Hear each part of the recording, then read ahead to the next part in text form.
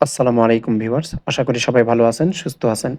আমরা VAT tax প্রদান করতে গিয়ে অনেক সময় অনেক ধরনের সমস্যার সম্মুখীন হই। তার মধ্যে একটা হচ্ছে পেমেন্ট করলে পেমেন্ট ফেইলড হয়, অর্থাৎ টাকা কেটে নেয় কিন্তু স্লিপ প্রদান করে না।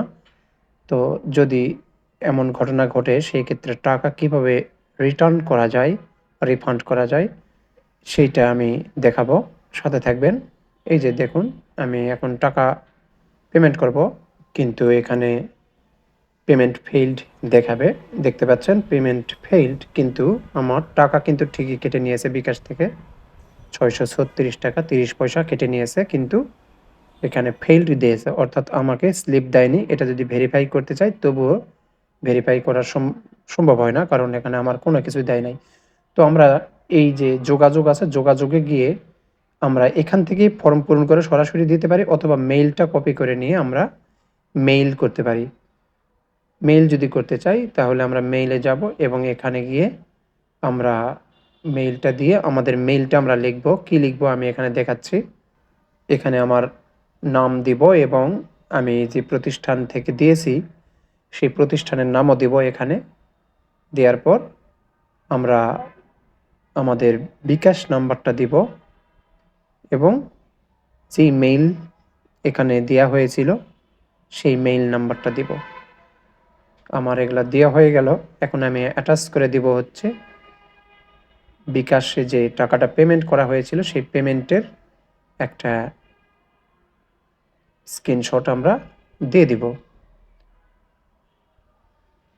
আমাদের কাজ শেষ। আমরা এখন এটাকে সেন্ড করে দিব। সেন্ড হয়ে গেল। আমরা এখন দেখব, অপেক্ষা করব এর জন্য। মিনিস্ট্রি অফ ফাইন্যান্স থেকে একটা ফিডব্যাকের জন্য ফিডব্যাক চলে এসেছে। এখানে আমরা এটা ওপেন করলে দেখব এখানে কিছু কথা বলেছে তারা, যে তারা আমাদের মেসেজটি পেয়েছে এবং পর্যবেক্ষণ করছে। এই সেম সমস্যা নিয়ে আর মেসেজ করতে নিষেধ করেছেন এবং ৫ কার্য দিবস পর্যন্ত অপেক্ষা করতে বলেছেন। তবে এটা ১ দিনের মধ্যে বা ২ দিনের মধ্যে এটা পাওয়া যায়।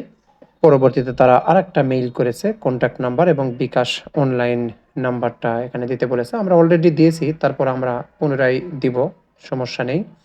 আমরা যেটা দিয়েছি এখান থেকে কপি করে নিয়ে পুনরায় ওই জায়গায় দিয়ে দিব, রিপ্লাই দিব মূলত।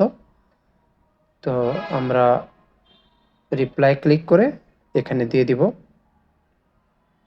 এবং আমরা থ্যাঙ্কস দিব। উপরে দিয়ে দেই ডিয়ার স্যার, একটু সম্মান দেই এবং সেন্ড করে দেই।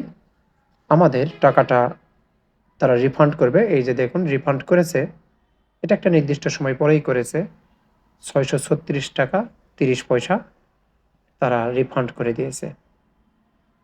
তো আশা করি ভিডিওটি আপনাদের উপকারে আসবে। ভালো লাগলে অবশ্যই লাইক, কমেন্ট, শেয়ার করবেন আর সাবস্ক্রাইব করে সাথেই থাকবেন। আসসালামু আলাইকুম।